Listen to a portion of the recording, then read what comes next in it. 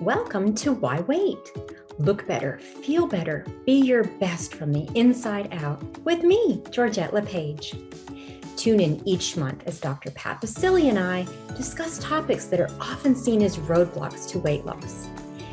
Each discussion will offer you practical solutions for transformational changes. Being healthy doesn't have to be hard or impossible. Empowering yourself with new strategies and new ideas can jumpstart your healthy journey and bring forth a tidal wave of joyful, positive results. I live and breathe what I teach. Allow me to be living proof of what can work for you. Your brain is your best asset, so you'll learn how to take charge of your thoughts, feelings, and actions. Are you ready for the real results you want? We'll see you there. Hey, everybody, welcome back. It's great to have you here. And I am so thrilled about the show with Georgette today. Georgette LePage is the host of Why Wait? Look better, feel better, be your best from the inside out. Today, we're going to talk about why are you eating? How do you pause to figure it out? For those of you out there, what you should know is she is an expert in this field. She lives it, she breathes it, she teaches it. She's living proof of what can work. She knows how to work with people to help them create realistic life strategies. But more importantly, she is committed to demonstrating that you can make this change daily. You can empower yourself. You can do the things that may seem impossible. But you know what happens in life is so often we think we can do it. We think we can do it alone. And what we have learned around eating, let me just call it eating, especially when I think about my sister, who passed away on a hospital floor at 450 pounds, not because she was eating. She didn't understand why. But as I look back and I learned more about her story from my uncle and what my sister was being blamed for in life and how it was so hard for her to face and how she had to face it alone, I understood the power of today's show. I understood the power of Georgette LePage's work. And for those of you out there, so many people are in this situation right now. We now have the numbers. We now understand the impact of COVID, and we now understand why that impact and behavior is not changing even post-COVID. But we don't understand what we do to pause it and figure it out. Georgette, it's so great. What a topic you are taking on here, sister. Hello, everybody, and welcome to the show. And yeah, this is another hot topic. Just when we think we've covered so many hot topics, they keep coming. Yeah. So today, we're gonna hit it. We're gonna talk about it. I don't know. Maybe it's me, maybe because I've been quarantined and like here a bit, and I miss going into my beautiful office and a great team I have there, but I'm really worried about their safety more than anything. And yet I'm really struck by why I watch Netflix. Here's why I watch Okay, so I watch Netflix, or let me just say, any of those services, cable TVs that don't have commercials. Why? Every ad, it's one or two. It's either eat more of this and take more of this because you're sick. Yeah. Right? Yeah. Now, I'm not saying that's all of it, but we don't know why we're eating. We do know subliminal television would tell us, don't watch the rest of this movie without going to your cupboard, right? But let's talk about this for a minute. You know, what does it really mean? Is it physical hunger? What is it? What are we hungry for? Great questions. And yes, remember, as we've talked about before, we are up against a lot. We are up against a $71 billion diet industry that wants us to eat because then they want us to lose weight, and it's all for the money there. And watch TV for about 20 minutes maximum, and you will see, if you notice, there are a lot of food commercials. You need this, you need that. and they often hit you at night as well. So we'll kind of touch upon that, the different times that you may be a bit triggered. But today we're really going to focus on what does it mean to be hungry, and have you stopped to think about it? Because we can't change a pattern or habit until we address it, until we're aware of it. And if you're like any other human being, we all fall into some traps. And so today we're going to give you some tools and some ideas so that maybe as you are starting or moving along your weight loss journey, you will have a chance to flip some things, flip some actions into something better to bring you to better health overall. That's our number one. It's not always about the Yeah. numbers on the scale. Trust me. No. If you're trying to lose weight, there's a lot more to it than just that. Yeah. So we're going to dive into the aspect of hunger and what it really means. Because I think we don't stop enough to think about Yeah. what am I doing? That's fascinating. I thought about you this weekend. I spent yesterday in the yard. I mean, I could have gone out to barbecues. I just didn't want to. I really wanted to spend time finishing things here. Independence Day for me is almost like a new beginning day, right? But I didn't have anything for breakfast. I'm drinking a lot of water. I'm working really hard, and I got hungry. And I just went inside and I got these really good protein bars, which low sugar, really natural, all good stuff, right? Low sugar, the whole thing, not mega protein, but something to eat. And I realized that little snack got me renewed and refreshed. And I could feel myself just slumping down. I wouldn't have been able to get it done. And I think that that is from, a level of awareness you've given me about it. Mhm. But we don't even get to that point, do we? Yeah, We don't even know what we don't know about this. Right. You're right. You're right. We often find ourselves in situations where we've finished a bag of cookies. We weren't really even hungry. It's not really the time when our bodies told us that we needed more fuel. Out of habit, maybe we think, okay, it's noon, got to eat lunch. There's a lot of reprogramming about when you eat. I teach the 3 W's: why you eat, when you eat, and what you eat.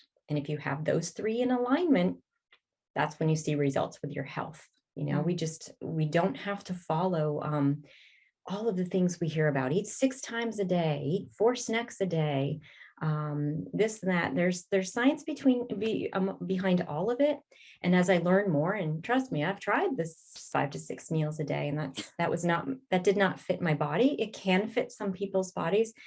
Most of us don't need that much fuel, and we'll get into that a little bit too. Because I just want to say, for example, we all say, "Oh, I'm so hungry." And some of us may even say, "I'm starving," which is Right.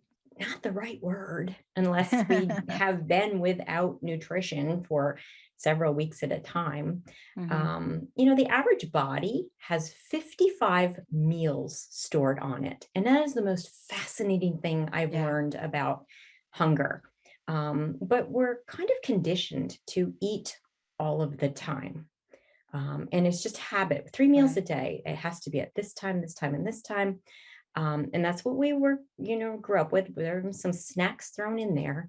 And the more I learn about my body and what works for me, I don't need all of those fuel times, I call them. I don't even call them meal times, because they can be at different, times that are different from the traditional meal times. But you have to play around with it a little bit. You have to see what works for your body. But your body's like a factory. This is like what I tell my clients. Your body's like a factory. And when it wants to digest something, the factory's churning, but you can't be adding in fuel at the same time because there are 2 functions going on. And your body doesn't like that. Your brain likes it to be easy, likes to tell your body to do one thing at a time. So if you're constantly feeding yourself, you're not allowing your body to work from the fat stores that you have. Once I learned that, it made a lot of sense to me, because I thought you just had to eat all the time or eat smaller things at smaller times, which is portions are very important. But when you have this scientific concept of how your body operates, you can go a little bit longer and you can resist what you think is Yeah. hunger. So hunger is when the true sense of hunger is when your body needs Yeah. fuel. And And we can feel that. let's talk about this for a minute, if we could, before we break. And, one of the things that we hear about the great dilemma is breakfast is the most important meal, over and over. And then somebody said, oh, no, lunch is, right. I mean, and people say breakfast is the most important meal. You have to have breakfast. And I realized yesterday that I didn't have breakfast, and uh, I'm not a breakfast person. I have to think about breakfast, and it's usually a dilemma. By the time I have to think about it, I've already gotten frustrated because I've thought about it so much, and I've moved on to doing something. But isn't that part of the confusion that we get? You know, don't miss breakfast. Oh, but then eat lunch is your biggest meal. I mean, all of this is very Yeah. confusing. Yeah. Yeah. That's why people don't do anything different, because they don't know where to start and they're overwhelmed. And I get that. We grew up 3 meals a day, 3 square meals a day at certain times. That's what you got. And then in the 80s, snacks were added in Mhm. between there. And then some food plans, or some even diets, I hate to say that word, but will tell you to, not eat anything for a long time. So you have everything Right. coming at you. You have to really think about your body. But I will tell you, your body does not need fuel constantly. And we are conditioned as a culture, especially here in the United States. Food is a big deal. So, they're selling us food and they're selling us snacks, and the sugar. Sugar is an entirely different show. Oh my We could do a gosh. sugar show, a We couple of have to those. do a sugar show, We because we we the do. idea of sugar now is, it used to be, Yeah. I used to do shows on sugar like 15 years ago when we were talking about sugar. Now we're talking about sugar, pseudo sugar, whatever you want to call it, where it lives and how it lives. Yeah. And the fact that you're thinking I'm going to go low fat and you don't check the sugar content. But the Mhm. question I want to talk to you about when we come back is this. And I joked about it, I think, in the last show, but it's not a Mhm. joke, really. Yeah. It's 9 o'clock at night, and somehow you are compelled to make yourself a peanut butter and jelly sandwich. And your justification is you're putting it on a low carb roll up. When we come back, let's talk with Georgette. Am I hungry? What am I trying to cover up? What am I doing? Am I numbing? Am I avoiding? And by the way, COVID gave us a lot of reasons to want to do it, right? Yeah. Georgette, before we go to break, how do Yes. people find out about you? And when we come back, you're going to take this numbing feeling on, right? You bet. You bet. My website is georgettelepage.com. I'm so happy to announce that I have a new program. It's a 10-week program called 10-week Inside Out Melt Away program. I And love it's that. brand new. It kind of takes all of my secrets and puts it into one. And 10 weeks is a perfect amount of time to do some really good work to get some results. So go to the website, georgettelepage.com, check it out, check out all the details, and you can contact me through there. All right. When we come back, get ready for this. If I'm not hungry, what am I trying to numb, avoid? What am I trying to run away from, right? Flight or flight, and it does apply to food. Let's take a short break, Nathan. We'll be right back.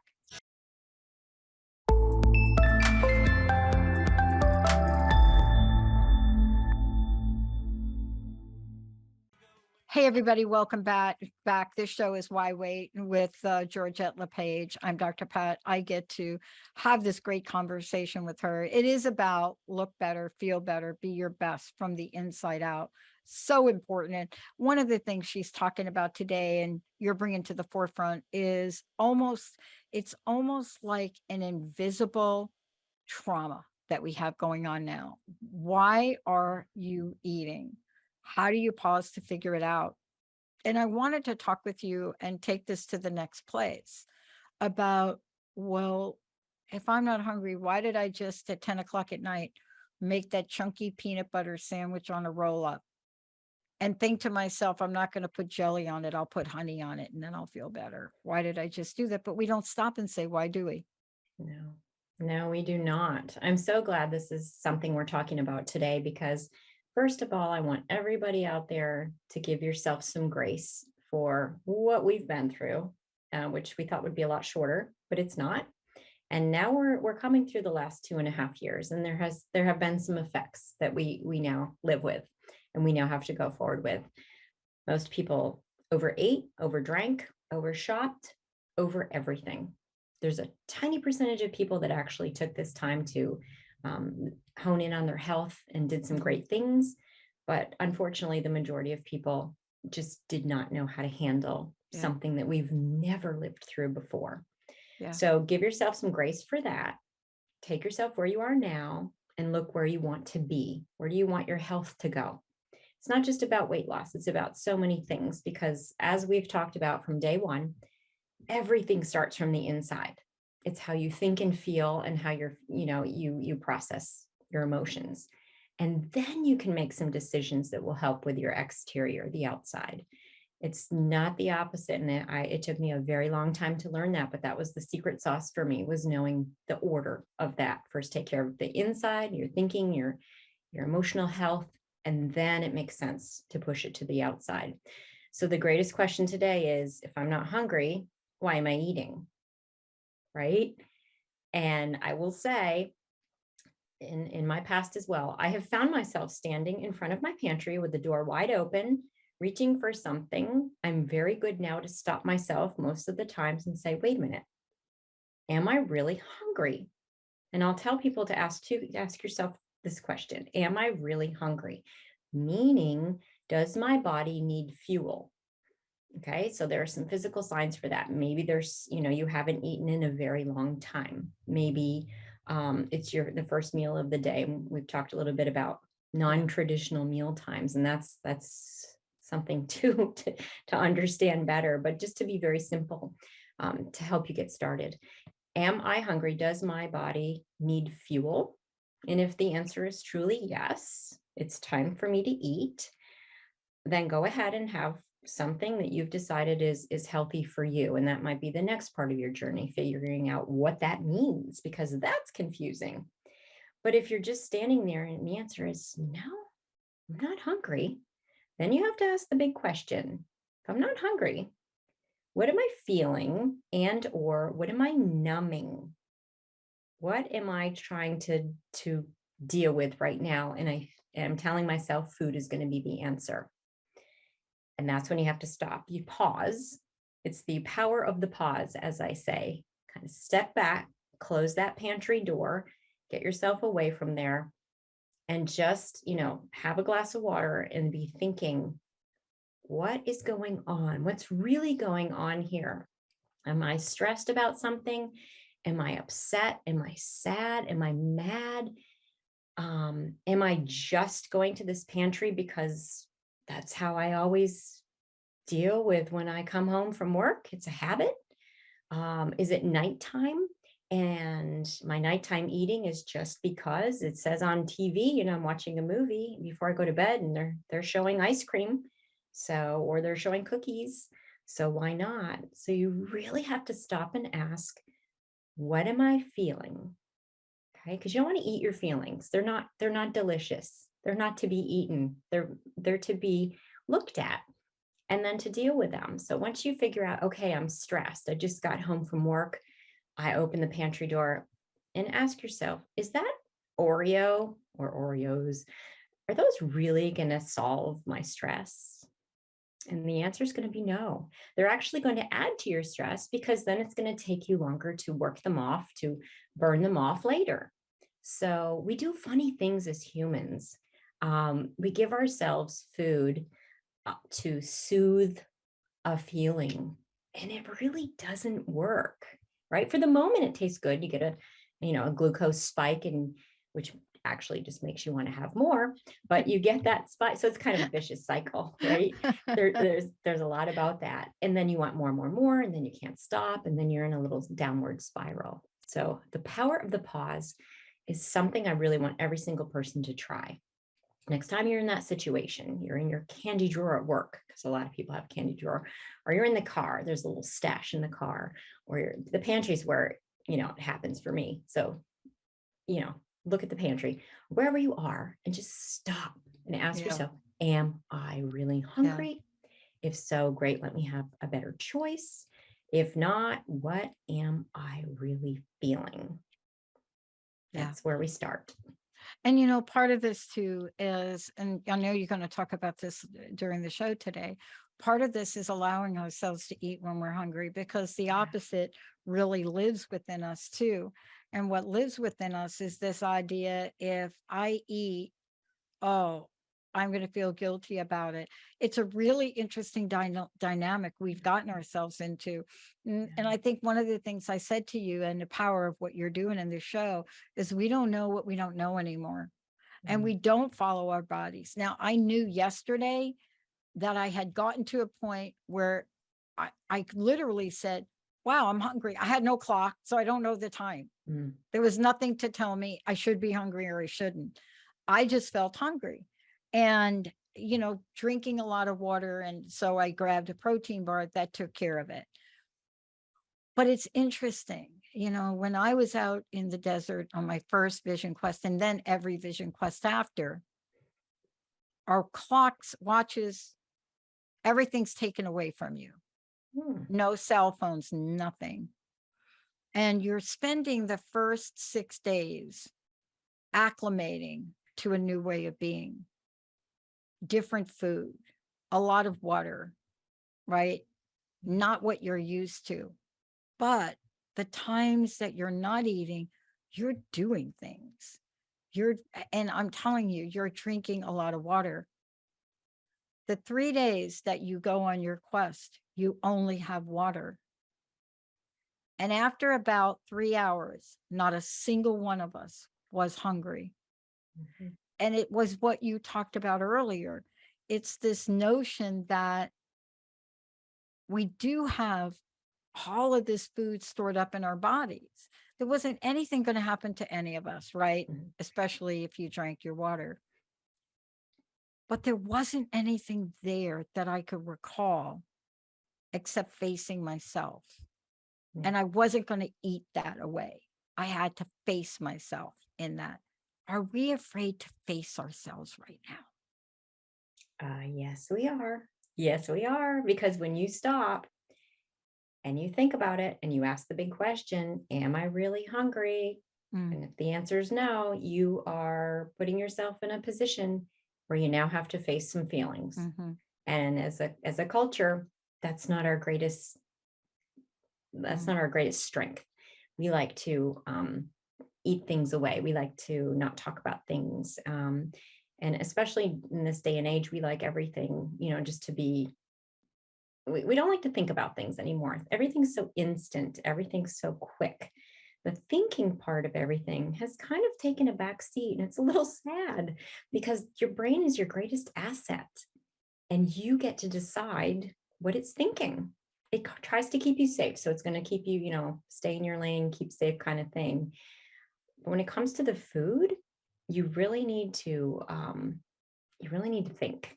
Just stop. It's amazing. Even if just for this next week, I would challenge you just to, like, every time you reach for something and you're not ready to eat like a meal. And I don't call them really breakfast, lunch, and dinner because, like, some people only have a couple meals a day, and that's fine. That works for them. And some people have the 3 meals, and there's so many variations. Oh my gosh. But for your first meal of the day, whenever it is for you, and whatever it is for you, ask yourself if is it time for that meal, and are you really hungry? Yeah. It takes you about a week to stretch things out and to remove the snacks so that your body can digest things in its factory. And that nighttime eating, oh, if I were to pick one thing I hear about all the time, it's the nighttime eating. And it's nothing but a habit. It's nothing. People visit the refrigerator, I hear it at night, the pantry, the cupboards, the extra stash.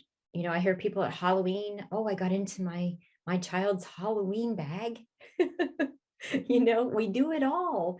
And you really need to catch yourself. I challenge you this week to catch yourself when you have those moments and you're not truly hungry. You're not ready to sit down to some sort of fueling, some sort of meal, semblance of a meal, whatever that is for you. You'll be amazed Yeah. how many times you just mindlessly show up somewhere. Yeah. Yeah. I want to talk to you about that when we come back from break, because what are the different ways that we eat our feelings? And this is really important conversation to have, because it used to be, it was more obvious. There were more Mhm. obvious ways. Now Yeah. I think it's really different because we have masked this. We're Mhm. getting so many messages that say it Yeah. is okay to do that, it is okay to have that. It Yeah. is okay to do that. If you have that bar of candy, your personality will change. There's a mega multi-million dollar ad campaign on one of those particular candy bars right now that is Mhm. just blockbuster, selling them like hotcakes. And I can't mention their name, but it's all about personality change. And they're very Yeah. good at showing that. But what is really the truth of it? We're going to take a short break. Georgette, before we go, again, mention how people can find out more about you if we could. Sure. My website is georgettelepage.com, and I've just launched my new 10-week Inside Out Melt Away program. You can get all the details there, and you can contact me. We can set up a 15-minute discovery session so we can see if we're a good fit to work together. I love it. Let's take a short break. When we come back, we're going to be talking about the ways we eat our feelings. And it may not be what you think. You may be thinking something more obvious, but what are the subtleties of this? Yeah. What are we telling ourselves? What is it that we're doing to justify this and remove our guilt and shame? When we come back, we're going to take a deeper look at that. But more importantly, we're going to take a deeper look at what you can do now to shift this. Georgette LePage, we'll be right back.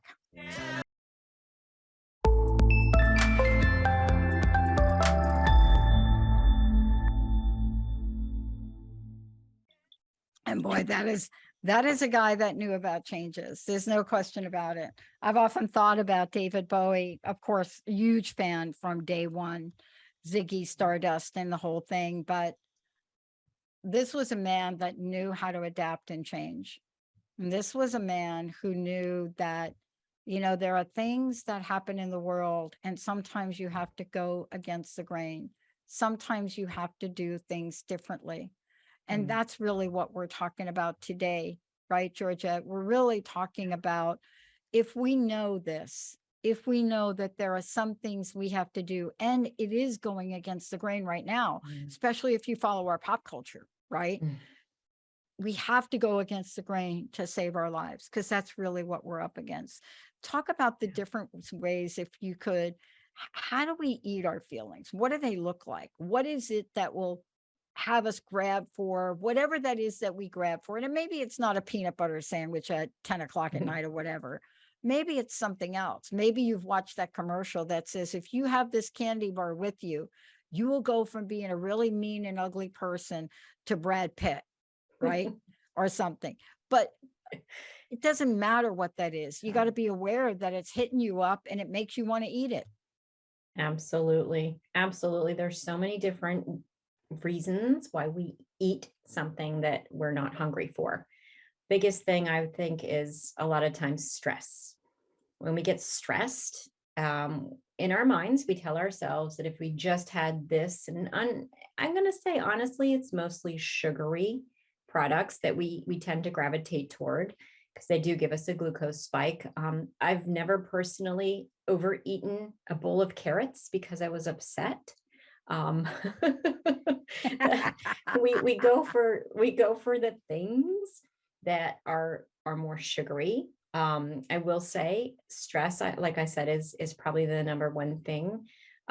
If we're upset about something makes us feel sad or mad, we sometimes out of spite will eat something thinking this is going to fix that, this is going to do that.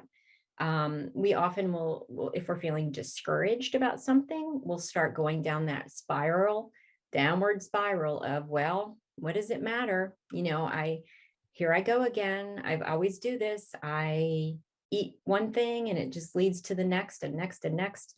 So, why not? So sometimes we just kind of give up. And sometimes we actually we do things without even noticing it. For example, as a treat, we often eat sugary things as a treat, and we often eat when we're not hungry. I've got to confess something. Years and years ago in my 20s, I went to Weight Watchers after I gained the freshman 15 plus. And so I'd go to Weight Watchers and I'd do, a great job. What do you think I'd do after I had my weigh in and I got my good news? I'd go get a donut on the way home to treat myself as a reward, which was not, didn't make sense at all. But I thought in my mind, I deserve a treat, a reward, because I was good this Yeah. week. So we have a good and bad kind of thing that we can talk about. That's pretty deep for another time. But so as a reward, But and no, off, that's a very common thing though. yeah. I Oh, mean, yeah. it's not, so, I Yeah. mean, maybe you don't stop for a donut, but it's Yeah. hard to drive by the donut place, especially if you feel stressed and not think about it, right? Yes. Yes. And these places are right in front of us every single day. You can order something on your phone in seconds. You can drive through, you don't even have to go in, you can pick it up. You can have things delivered to you. So it's not like if you're feeling shameful for going in, oh, I got to, go through the grocery store. You don't even have to do that anymore. So in some ways, it's a little easier. So we have to watch out for that. And I've got to say, our culture is so heavy on food, as many cultures are. Ours just is. I mean, I thought about it one time when I was talking to my husband about this because he does not eat in an unhealthy way. And I said, what is it? What is it with our culture? And he said, everything, if you notice, everything is centered around food.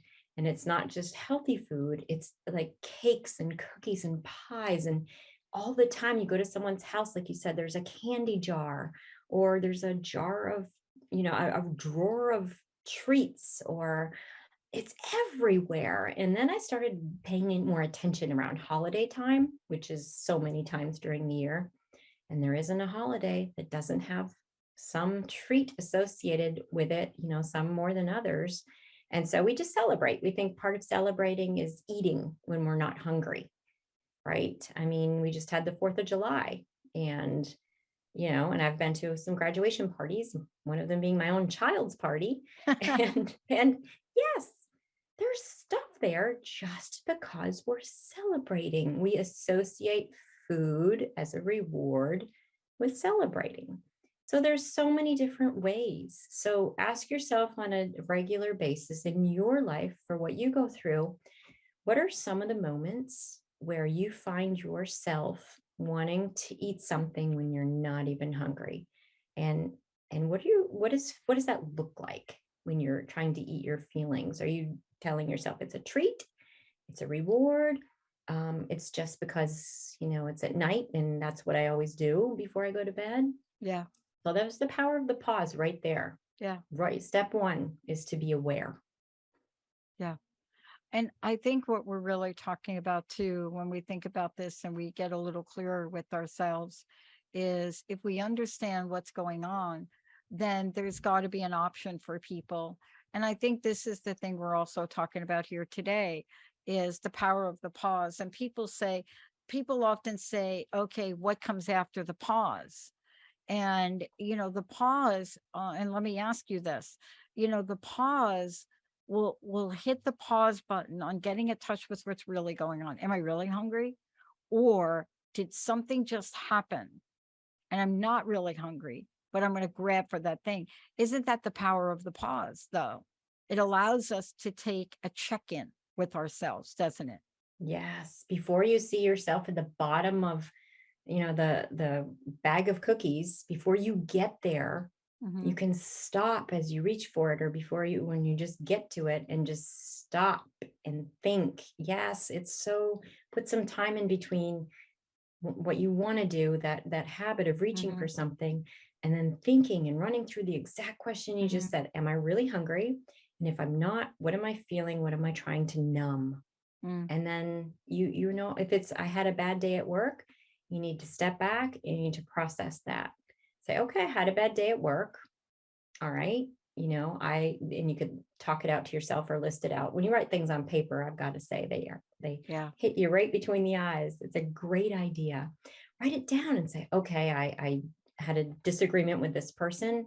All right. I'm feeling like stressed out about that. I feel upset about that. All right. Walk yourself through it, process it, and then move Hmm. on. You don't want to Yeah. carry that into your eating. And you have the power to do that. I've Yeah. got to tell you once again, it is up to you how you handle this. Hmm. Isn't this a large part of your coaching platform, though? I mean, let's talk about that, especially what you've just created, the 10-week Yeah.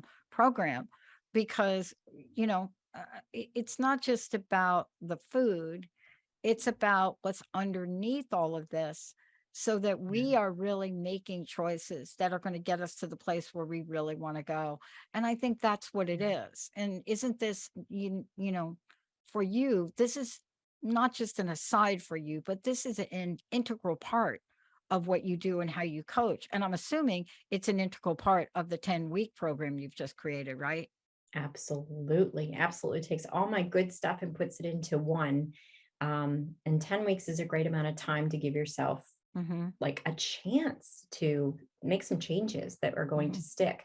Not anything, and nothing I know happens overnight. I wish I could wave a magic wand, but there's no such thing. There's no such thing. But by starting with one thing, and this today's topic is probably one of the most Hmm. important things you can do to Yeah. stop the food from going into your body Yeah. with your own hands. And you're going to be surprised. I'm going to say you may have to face some feelings, Yeah. and that's the Yeah. hard part. We don't like that part. We like to just kind of eat through it. So you're gonna, I caution you in a great way. Once you do this a couple times, it becomes much simpler. But you're going to have to maybe stop and Hmm. say, "Gosh, why do I really want to eat before I go to bed every night?" Yeah. I You mean, and know? part of this too is understanding that there are things we can do. See, that's the other part of it. And I want to talk about this next is it's not just about um understanding it. There's action that we can take. There are things we can do. I found something really interesting is uh, if I drink more later in the evening, and I'm not talking about like soda and stuff, but whether it's water that I have or something that is available to me to drink. Like I like sparkling water. Mm. I don't know what that is. I just love it. And I love a certain brand. So I have it always in my house in these cans. And I find myself like if I am drinking that, I'm not even thinking about food. It's really interesting. But more importantly, isn't part of this now for us to talk about the fact that the power of the pause is to help us make a different choice, isn't it? Yeah, Take a different absolutely. action. Absolutely. And we often are so hurried in our life, in our day, that we just go through the motions. We do what we do every day. Yeah. It's pretty routine.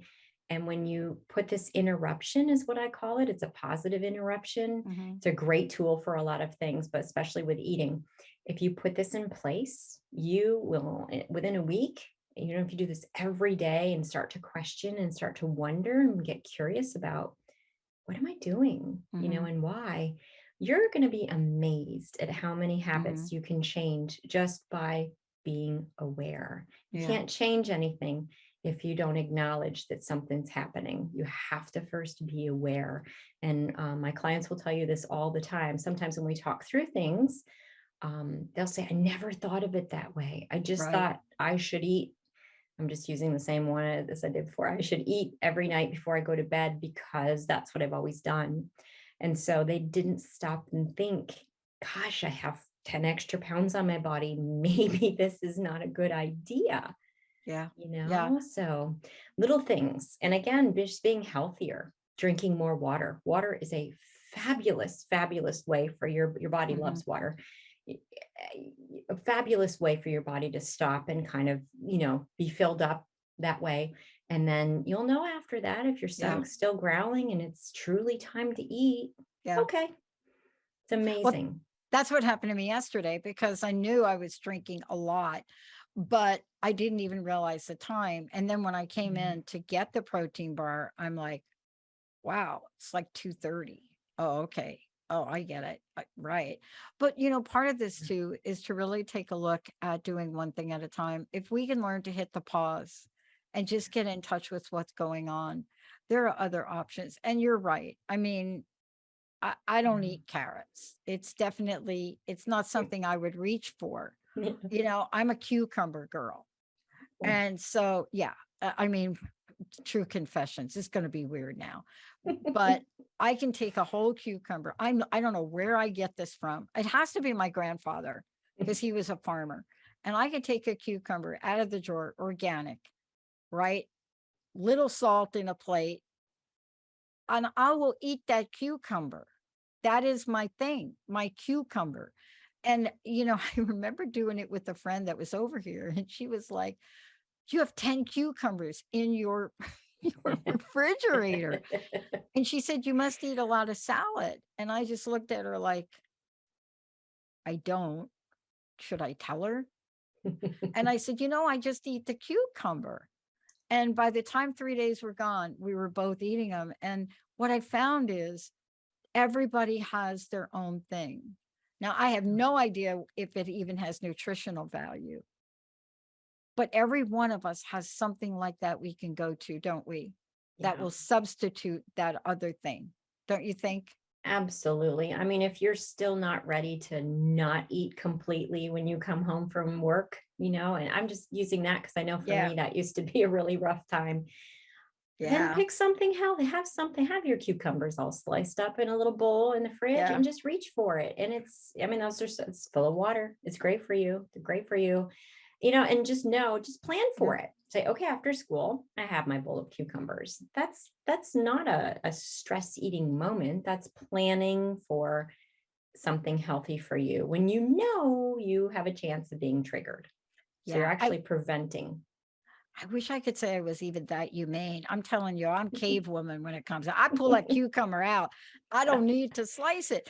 But the point is what you're making. It's, am I hungry? Yeah. Because if I'm eating that and I'm not hungry, that doesn't really hit the pause button. And I think what you're bringing up to the forefront is being able to do this. But I'll tell you, for me, and maybe you should comment on this. Right now, there are a lot of people that are trying to figure it out. And what I want to say to people that are listening, it is really difficult to figure out alone. My sister couldn't.